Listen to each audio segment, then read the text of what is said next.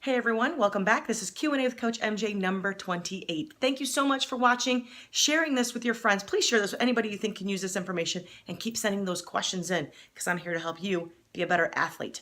So the first question is from Gladys and she asks, what do I wear for my first triathlon? And woohoo, first time triathlete, that's awesome. But I would recommend a tri kit. And what that is, I don't have a pair of shorts with me here to show you, but you want tri shorts. They have a thin padding in there. A cycling padding is going to be like this. Tri padding is a lot thinner. You don't want to swim and then get on a bike in a bike short, but you do want to have maybe a little bit of padding in there. And they're just elastic shorts so that it hugs your skin tightly so you don't have any drag. Then you want to get a tri top. Okay, so a tri top looks like this. And it has no sleeves, and it has a zipper in the front, and in the back it has pockets right down here. 1, 2, 3.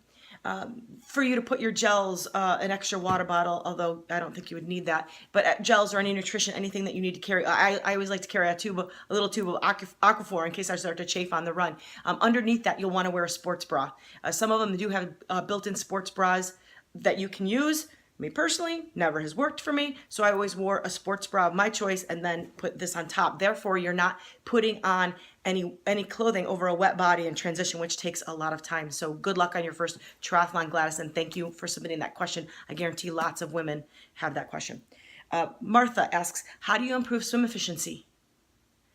Martha, that's a loaded question. It really depends on who you are. And I think no matter what level we are, we all can stand to use some improvement. How do we do that? We have a coach. We get videotaped. We run a swim go to a swim analysis class. We go through an evaluation of some sort. We have our friends take a look at us and give us some feedback. Get a videotape of yourself and then watch it.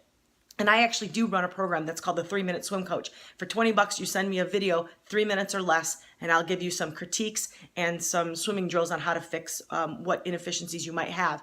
What you need to do is take the video straight on, have someone take the video, you're swimming straight to the camera, and then have each side, one going this way, one going that way, because I need to be able to see all those angles to really kind of get to know what it is that you might need to improve on.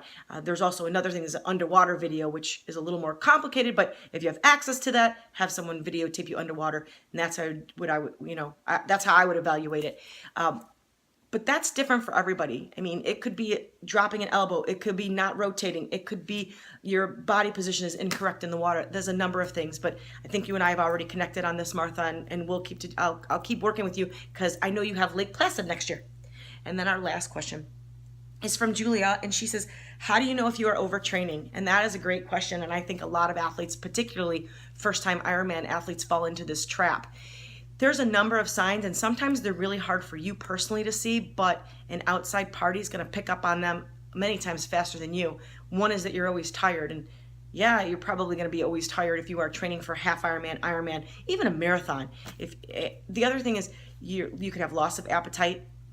You could always be irritable and crabby. You could be sore all the time. So there's a lot of different things. When I evaluate my athletes, I listen to what they have to say.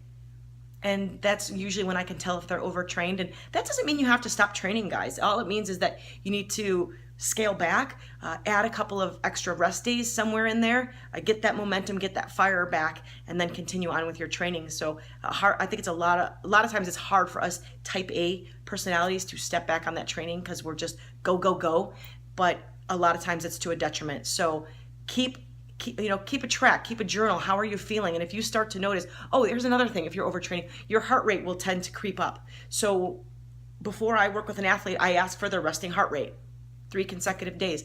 And then if I notice some signs of fatigue, they're not hitting numbers quite where they should be or what they have been doing, I'll ask them to take another heart rate. If that heart rate has jumped, if that resting heart rate has changed, you're probably overtraining. And it's just a couple of simple tips. You can just, like I said, scale back or take a couple of days off. You don't have to quit training entirely. So thank you guys so much for watching. Again, please share this with your friends, ask those questions, and I will see you next time.